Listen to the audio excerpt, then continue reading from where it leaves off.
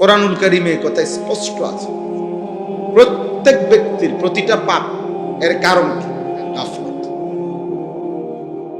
বিশ্বাস করে কোরআনুল কারীমের মধ্যে আছে যত লোক জাহান্নামে যাবে সকলের জাহান্নামে যাওয়ার কারণ কি? ভিন্ন ভিন্ন পাপ আছে। কেউ কুফরি করছে, কেউ শিরিক করছে, কেউ মুনাফিকি করছে, কেউ বিদআত করছে, কেউ কবিরা গুনাহ করছে, ইত্যাদি ইত্যাদি কারণ। কিন্তু আল্লাহ তাআলা বলছে এগুলো তো আছেই বিষয়, ভিন্ন ভিন্ন গুনাহ পাপ, কিন্তু সবার সম্মিলিত একটা কারণ হলো এরা সকলেই ছিল গাফিল। কেন কুফরি করলো? গাফলতের কারণে। কেন শিরিক করলো? গাফলতের কারণে। কেন নেফাক করলো? গাফলতের। আল্লাহকে না বুঝার কোনো কারণ নেই, আল্লাহকে না চিনার কোনো যুক্তি নেই। কেন চিনলেন না? চারিদিকে এত কোটি আসবাব আল্লাহকে চিনার জন্য আল্লাহ রাখছেন যে যেদিকে তাকাবে ওই দিকেই যদি একটু ভাবে, দেমাগ খাটায়, সে আল্লাহকে পাবে। এটা একটা সহজ বিষয়। যেই কোনো আমরা ছোটবেলায় আমরাও তো ওয়াজ শুনতাম, তো আমগো সময় তো দেখছি মুরব্বী ওয়াইজরা হুজুররা কইতো যে বাবা ভেবে দেখেন একই ঘরের এক ডেকসির ভাত, বাচ্চা খাইয়া জোয়ান হয়, জোয়ান খাইয়া বুড়া হয়। হ্যাঁ, তাইলে একই ডেকসির ভাত, একই চালের ভাত, একজনে খাইয়া জোয়ান হইল, আরেকজনে খাইয়া বুড়া হইল, তো বুঝা গেল এই ভাতের কিছু না, এটা অন্য কেউ করছে। যদি এই ভাতের চাইলেই জোয়ান বানাইতো তো সবাই জোয়ান হইত, আর এই ভাতের চাইলেই যদি বুড়া বানাইতো তো সবাই বুড়াই হইত। তাহলে বুঝা গেল ভিন্ন কেউ। এই যে আল্লাহকে চিনার জন্য ভাতের চাইলে যথেষ্ট। এক মহিলা চরকি ঘুরাইতেছে, আগের দিনে যে সুতা কাটতো এরকম বুড়া মহিলারে, তো একজনে জিজ্ঞাসা করছে, বুড়ি সারা দিন রাত তো চরকি কাটো, হ্যাঁ আল্লাহ আছে মনে হয়নি? আল্লাহরে চিনুনি? আল্লাহ আসেনি? কাহা আছে? কেমনে বুঝলা? কই আমার এই যে চরকিটা ঘুরাই এটা দিয়ে আমি বুঝছি আল্লাহ আছে। কেমনে বুঝলা? কয় এইটা এই ছোট্ট একটা চরকি, যদি আমি সুতা কাটি, সুতা এটা আমি ঘুরাইলে ঘুরে, আমি না ঘুরাইলে এটা জায়গা থাকে। তাই এই ছোট্ট একটা চরকি যদি আমি না ঘুরাইলে ঘুরে না, আমি ঘুরাইলে ঘুরে, এত বড় সৃষ্টি বুঝি এমনি এমনি ঘুরে। এটা তো এমনি বুঝা যায় যে এত বড়টা কেউ একজন ঘুরাইতেছে, এই জন্য বুঝছি আল্লাহ আছে।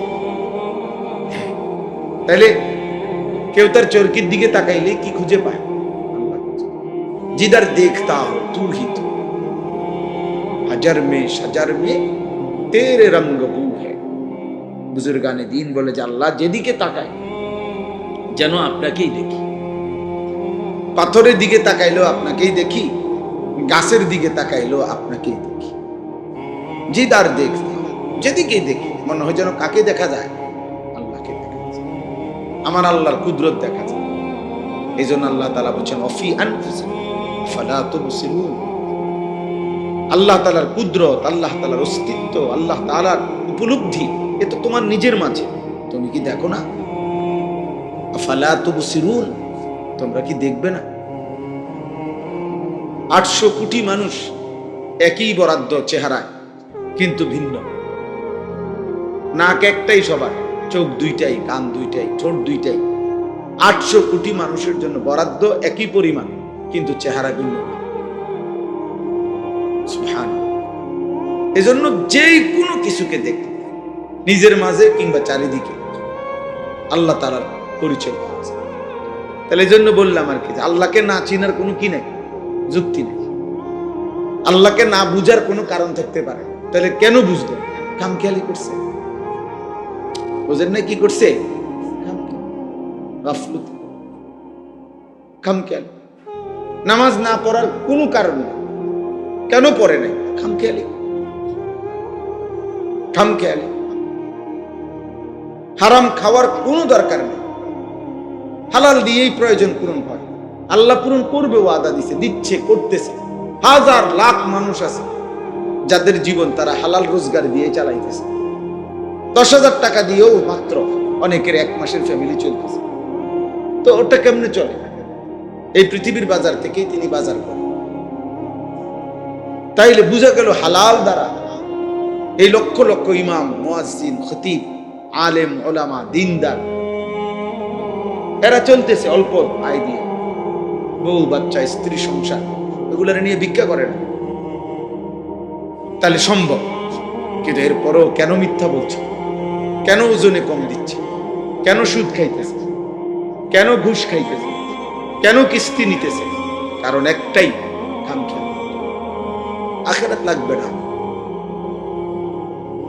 পরকাল লাগবে না, আমার নগদ দুনিয়া হইলেই চলে। কারণ আমি আব্দুদ দুনিয়া, আমি হলাম দুনিয়ার গোলাম, আমি হলাম আব্দুস শাহওয়াত, আমি মনের চাহিদার গোলাম। আল্লাহ নবী বলছেন আব্দুদ দিনার ও দিরহাম তাইসা আব্দুদ দিনার। পয়সার গোলাম ধ্বংস হয়ে গেছে, টাকার গোলাম ধ্বংস হয়ে গেছে। আব্দুদ দিনার, দিনারের গোলাম।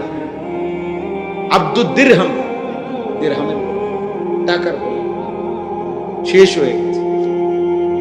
এই জন্য বললাম কোন কারণ নেই, হারাম খাওয়ার কোন যুক্তি নেই, খামখেয়াল। আখিরাত লাগবে না আমার। উনি খাইয়া কইরা, পেশাব পায়খানা কইরা, এই বন, বিড়ি, সিগারেট, চা, আপেল, মালটা, এই দুগা ভাত তরকারি, আর এই জি ফুট নায়নাত করলে কতক্ষণ কাবজাব, খালাস। মানে মনে করছে আল্লাহ রহমত, আল্লাহ ভালো রাখছে। এই যে ভাত খায়, গরু যায়, পেশাব করে, বন খায়, চা খায়, আপেল খায়, মালটা খায়, সাধু আনে, গপ মারে, আল্লাহর মেহেরবানি, আল্লাহ ওনারে অনেক ভালো লাগছে। খালাস, খাইয়া পইরা কোন রকম শুয়ে টুইয়া মইরা যাবে। মরলেই তো শেষ, আর কিছু না। মরলেই তো আর কিছু। বিষয়টা কি আসলে এমন? মরলে আর কিছু নাই। তো তো খাইয়া পইরা বুঝি এই সমান করে লেছেন, হিসাব হিসাব ক্লিয়ার। এটুকুই জীবন। তো কারণ কি? গাফল, খামখেয়াল। এই জন্য কোরআনুল কারীমের মধ্যে আল্লাহ তাআলা বলছেন সমস্ত বেঈমান জাহান্নামী, জাহান্নামে যাওয়ার কারণ উলাইকা হুমুল গাফিলুন। এরা মূলত সকলেই গাফেল। সকলে কি? গাফেল। কেন অপরের নারী দেখবে? তোমার না বিবি আছে, তোমার না স্ত্রী আছে, তোমার না সময় আছে, তুমি আর একটু অপেক্ষা করতে হবে না? তুমি অবিবাহিত, তো অপেক্ষা করো। এই পৃথিবীর মানুষের সব প্রয়োজন তো একদিনে পূরণ হয় না। আর এটা সিস্টেমও না, এটা যুক্তিও না, এটা যুক্তিও না। ক্লাস 8-এ পড়ুয়া ছেলে যদি বলে আমি এবছরই 8-এ পরীক্ষাও দিব, এসএসসি পরীক্ষাও দিব, তো হবে না। এসএসসি পরীক্ষার্থী ছেলেটা যদি এবছরই এসএসসিও দিবে, আবার অনার্সও দিবে, এটাকে হবে না। তো আপনাকে একটা স্টেজ পার করতে হবে না? আপনাকে একটা ধারাবাহিক সিরিয়াল মেনটেন করতে হবে কিনা? তো এইটাও পূরণ হবে, নিজের চাহিদাও তো পূরণ হবে। এটার জন্য নিজের থেকে কুত্তার মতো হওয়ার কি আছে? নারীর প্রতি যাদের হারাম চাহিদা, এই নারী, ছবি, গান, অশ্লীলতা, বেহায়াপনা, মোবাইলের ছবি, অশ্লীল, শতভাগ সত্য কথা বা এটা কুত্তার স্বভাব, এটা কুত্তার স্বভাব। লজ্জাস্থানের চাহিদা যার গুনাহ, এই স্বভাব কুত্তার স্বভাব, এই চাহিদা কুত্তার চাহিদা। এই পৃথিবীতে সবচেয়ে বেশি এই শাহওয়াতের আসক্তি, যার কারণে কুকুরেরই স্বভাব যে একেবারেই খোলা রাস্তার পাশে মানুষের সামনে লজ্জাস্থানের চাহিদা পূরণ করার জন্য বিশ্রী ভাবে আরেক কুকুরের পিঠে ওঠে, যেটা স্বাভাবিকভাবে অন্য প্রাণীর মধ্যে নাই। এই জন্য এটা গুরুত্বপূর্ণ।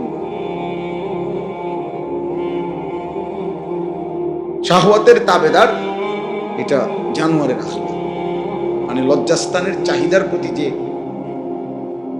এই কারণে যে গুনাহ করে, অথচ সেটা পূরণের হালাল ব্যবস্থা আল্লাহ রাখছে। তাহলে কারণ কি? এই জন্য বললাম আরে সমস্ত পাপের, সমস্ত পাপীর আমি কিংবা আপনি, সমস্ত জাহান্নামে যাওয়ার একটা অন্যতম প্রধানতম কারণ কি বলেন না? কি? উলাইকা হুমুল গাফিলুন ইকতারাবা লিন-নাসি হিসাবুহুম ওয়া হুম ফি গাফলাতিন মুরিদুন। আল্লাহ বলে মানুষের হিসাবের সময় কাছায় গেল, অথচ সে গাফেল হয়ে আমি আল্লাহ থেকে বিমুখ হয়ে রইল। ওয়া হুম ফি গাফলাতিন, এখনো দেখি তারা গাফেল। মুরিদুন, আমি আল্লাহর হুকুম থেকে বিমুখ। বয়স হয়ে গেছে 60, এখনো গাফেল, বিড়ি খায়। মরবেন কোন দিন?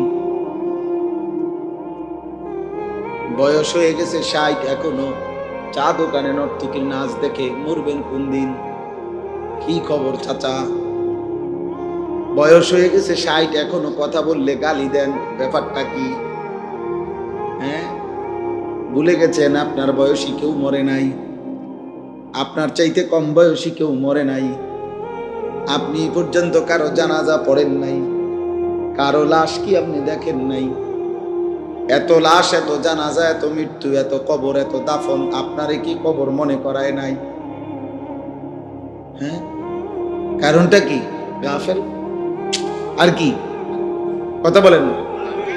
আলহাকুমুত তাকাসুর হাত্তা যুরতুমুল মাকাবির। আল্লাহ বলে বান্দা দুনিয়া বাড়াইবার নেশা তোমারে গাফেল করে দিল। আলহাকুম অর্থ গাফেল করে দিল, গাফেল। আনসাকুম ভুলাইয়া দিল আখিরাত, আখিরাত আখিরাত এই গাফলত।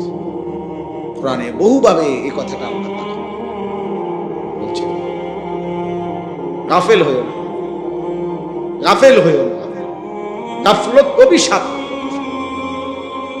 নবীজি সাল্লাল্লাহু আলাইহি সাল্লাম, শুনেন, নবী সাল্লাল্লাহু আলাইহি সাল্লাম তার 63 বছরের জীবনে আল্লাহ তাআলার কোন এক জাররা, এক বিন্দু, এক সুতা আল্লাহ তাআলার একটি হুকুম পালনের ক্ষেত্রে জাররা পরিমাণও কোনোদিন কমতি করে নাই, ঘাটতি করে নাই, বিরতি দেয় নাই, বাদ দেয় নাই, অবহেলা করে নাই।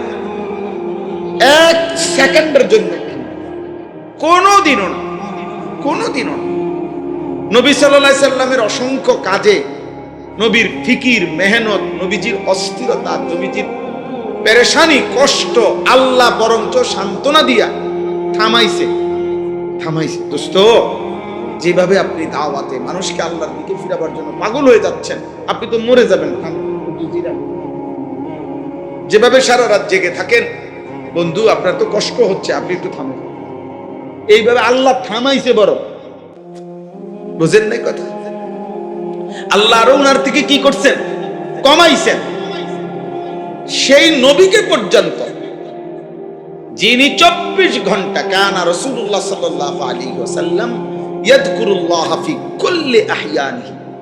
নবীজির স্ত্রী আম্মা জান আয়েশা রাদিয়াল্লাহু তাআলা আনহা বলেন, নবী সাল্লাল্লাহু আলাইহি সাল্লাম আল্লাহ তাআলার জিকির, আল্লাহর স্মরণ করতেন আলা কুল্লি আহইয়ান, তার সব সময় সর্বদাই আল্লাহ পাকের জিকির করতেন। তাহলে যিনি সর্বদা আল্লাহর জিকির করতেন, অথচ সেই নবীকে পর্যন্ত কোরআনে আমাদের নবীকে লক্ষ্য করে সরাসরি আল্লাহ তাআলা বলছে ওয়ালা তাকুম মিনাল গাফিলিন। আপনাকে বন্ধু, আপনাকেও বলছি গাফেল হবেন না। ওয়ালা তাকুম মিনাল গাফিলিন, গাফেলদের অন্তর্ভুক্ত হবেন না। উনারে যদি বলে আপনি কি, যার কোনো মিনিট গাফলতিতে আসলেই নাই, এরপরও আল্লাহ ওনাকে বলতেছেন আপনি গাফেলদের অন্তর্ভুক্ত। ওয়ালা তাকুন, এটা এক বচন শব্দ, এক বচন বুঝায়, মানে একজনকে বুঝাইছে, নবীজিকে বুঝাইছে। আপনাকে বলছি বন্ধু, আপনি গাফেল হন।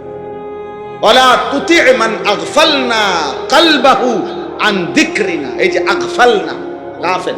আল্লাহ বলেন আমি আল্লাহর জিকির, আমার ইবাদত, আমার বন্দিগির থেকে যে গাফেল, এমন ফালতু মানুষের সাথে এক সেকেন্ডও কাটাবেন না। কোরআনে আল্লাহ বলছেন, নবীকে বলছেন বন্ধু সাবধান, যার জবানে আল্লাহর জিকির নাই, যার কপালে তার রবের সেজদা নাই, যার জিন্দেগির মধ্যে হালাল হারামের পার্থক্য নাই, যার মধ্যে পাক নাফাকের খবর নাই, আল্লাহর বিধান রাসূলের বিধানের ব্যাপারে যার কোনো পরোয়া নাই, এমন ফালতু, এমন অসভ্য, এমন মানুষরূপী পশু এই হাইওয়ানের সাথে এক সেকেন্ডও কাটাবে না। ও মানুষ রূপের জানোয়ার, যার জীবনে হাজার হাজার ঘন্টা চলে গেছে, আল্লাহ কি, সেজদা কি, কিচ্ছু কোথায়। 365 দিনে 1 বছর পার হয়ে গেছে, কোনোদিন বলতে পারবে না নাফরমান। 5 ওয়াক্ত নামাজ পড়ছে।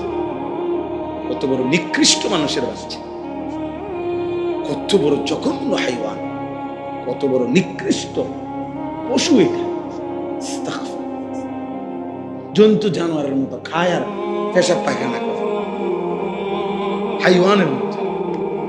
একদিকে খায়, আরেকদিকে মুতে, আরেকদিকে বাথরুমে যায়, আর লজ্জাস্থানের চাহিদা পূরণ। কখনো আপন বউ দেখে, কখনো নর্তকী দেখে, যখন জিরা পায়। কখনো নিজের ভিডিও দেখে বউ, কখনো মোবাইলে টেলিভিশনের নর্তকীও দেখে। কি এর হালাল, কি এর হারাম, আমার দরকার হলো আমার মনের চাহিদা। এটা মানুষের স্বভাব। কথা বলেন না কেন? মুসলমানের আখলাক এটা, এটা সুস্থ মানুষের আখলাক। বলেন আব্বা।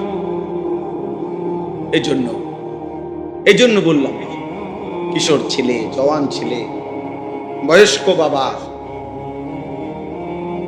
পর্দার আড়ালের মা বোন, আমি, আপনি, হুজুর, ফাবলি, টুপিওয়ালা, টুপি ছাড়া, সবার জন্য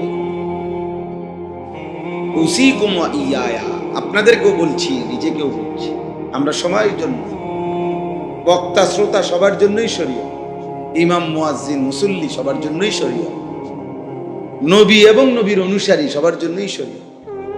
রাসূলুল্লাহ সাল্লাল্লাহু আলাইহি সাল্লাম আল্লাহর বিধান পালন করতেন কিনা? কথা বলেন না। অন্যদেরকে বলতেন কিনা?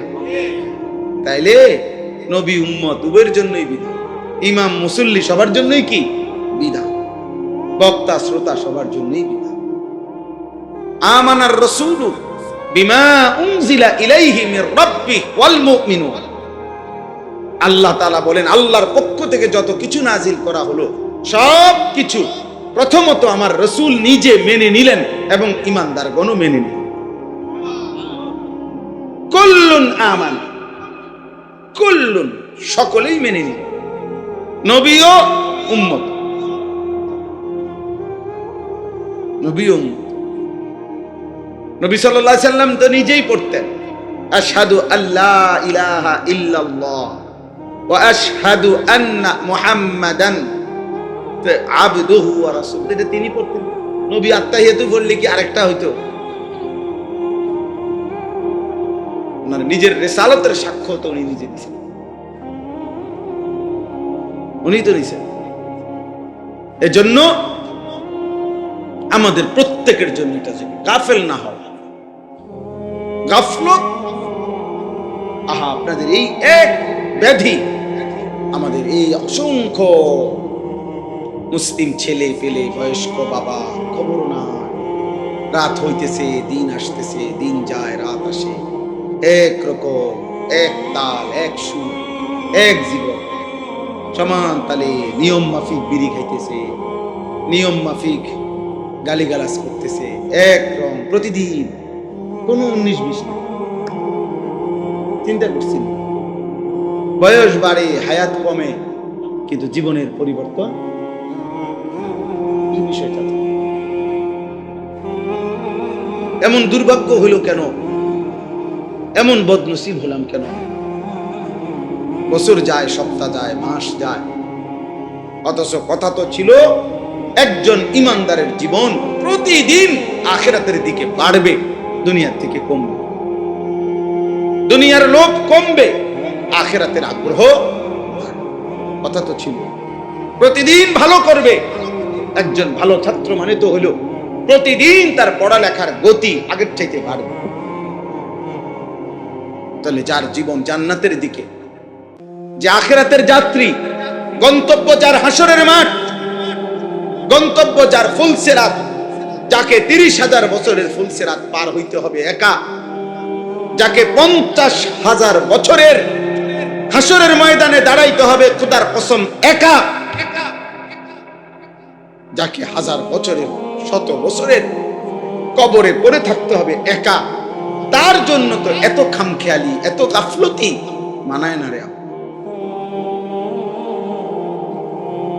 আপনারা বলেন, আপনাদের প্রত্যেকের, আমার আপনার নিজেদের একজন পূর্বপুরুষের কথা চিন্তা করেন তো।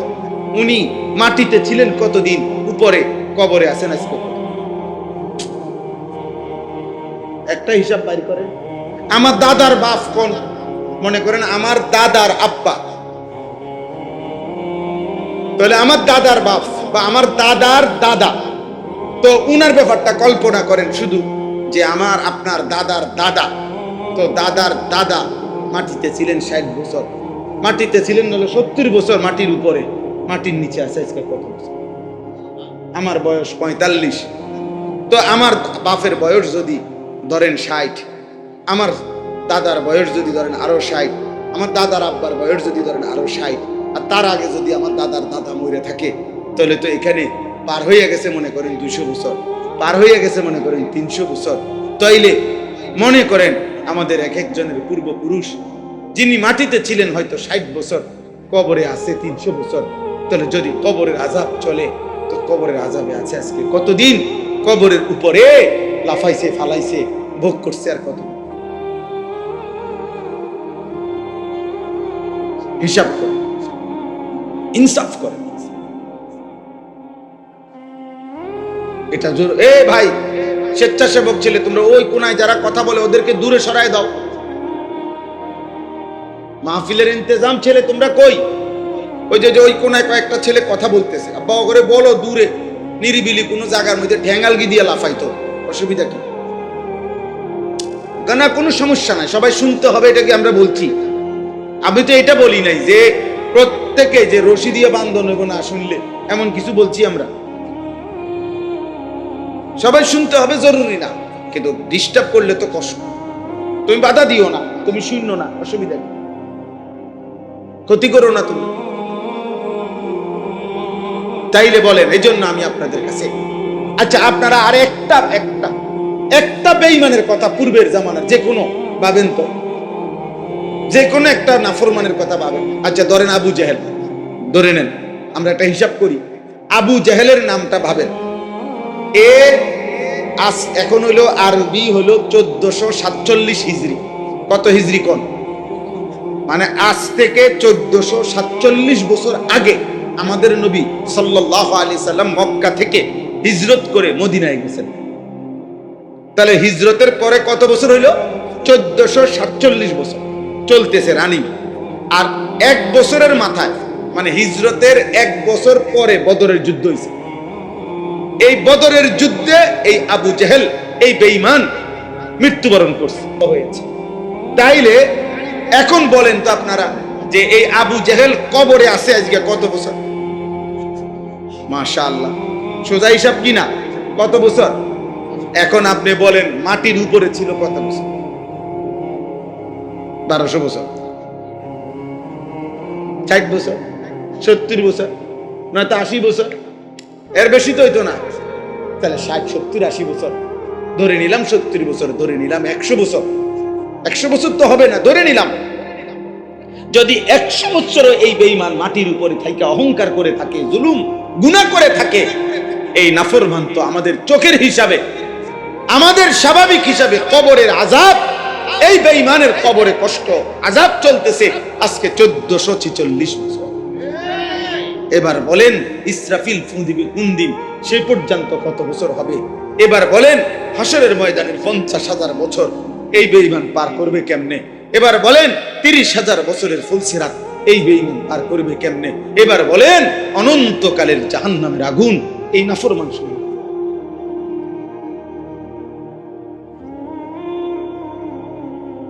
ভাবতে শিখেন, ভাবতে শিখেন।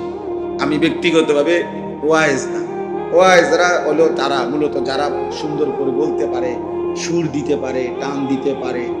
আমি পারি না। এই জন্য তেমন কোনো ওয়াইজ না, কিন্তু আমি মনে করাইতে চাই, মনে করাইতে চাই। বউ আব্বা, বউ বউ, বসো বাবা বসো, অল্প কিছুক্ষণ বসো।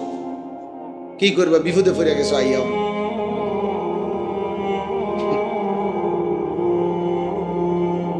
হ্যাঁ, অনেক ছেলে, মাশা আল্লাহ তোমাকেও খুব আব্বা মনে রাখবো। আব্বা আমি বলি সব সময়, নষ্ট জিনিস মানুষ ফেলে দেয়, আবর্জনার ডাস্টবিনে ফেলে দেয়।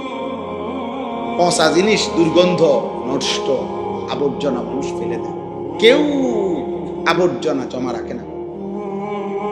এই জন্য চরিত্রহীন ছেলে, নষ্ট ছেলে, লম্পট ছেলে, নারী, ছবি, মোবাইল, অস্থির দৃশ্য, জিনা, ব্যভিচার, মদ, জুয়া, গাঁজা, ফেন্সিডিল, ইয়াবা, গান, বাদ্য, আল্লাহ নাই, নামাজ নাই, সেজদা নাই, এই জীবন তো তুমি নিজেকে নিজে নষ্ট করে, ও চিরেই দেখবা এই সমাজ তোমাকে ভুলে যাবে।